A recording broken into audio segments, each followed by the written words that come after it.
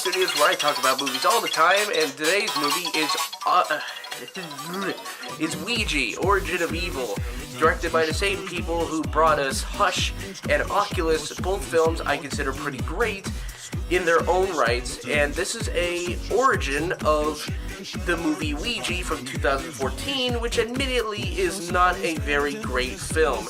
It is a film that is full of plot holes, full of character disappointments, full of awkward writing, full of bad CGI, full of really terrible pacing, and for the most part, a ton of jump scares that have no impact on the overall story whatsoever. And this movie is a direct prequel to this movie, and I was actually going into this movie thinking I was going to hate this movie. From the reception that I had with Ouija back in 2014, I really wasn't looking forward to a sequel to this film, considering how bad it became. But after watching it, I have to say it's a pretty damn good movie. Now, there's a lot of people online that are saying that this film is the best horror sequel of all time. Well, no shit. Because if you're trying to follow up from a terrible movie like Oculus, of course this would be a better film than the first one. However, I won't say that it is better. I won't say it's the best horror sequel of all time, because that's very subjective. And honestly, I don't quite agree with that statement. There's some horror sequels that I actually find that are much more better than Ouija Origin of Evil.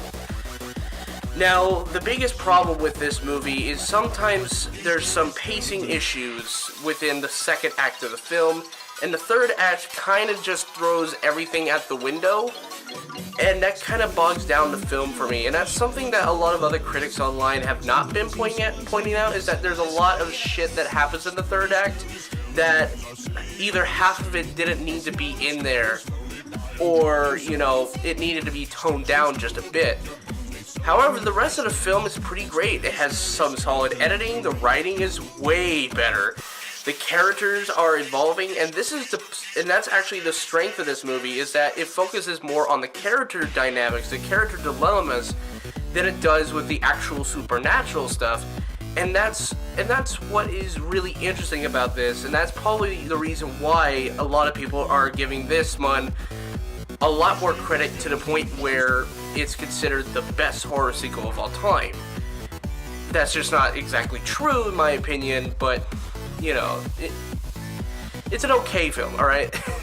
Now, the one thing that is a key aspect about this film is that everything about this film is kind of in the style of, say, you put in a film from the 1960s, let's say. The frames, like each individual frame, the way it's edited, the way, even the opening logo of the film is in the style of a 1960s film, and that's something to praise, because this film does take place in the 1960s, so you would want to have something that reflects the time of it. So to that end, paying attention to historical accuracy, that's pretty great. I think that was a real big up for me in terms of editing the film, in terms of stylistic tones of the film. That's pretty great. There is some CGI parts that, again, don't really look that great, but there was a lot of effective scares, and it turns down the sort of jump scare meter a bit. And that's what makes it much more special, is that if you have a constant barrage of me just doing this all the time to you, you'd be annoyed, right?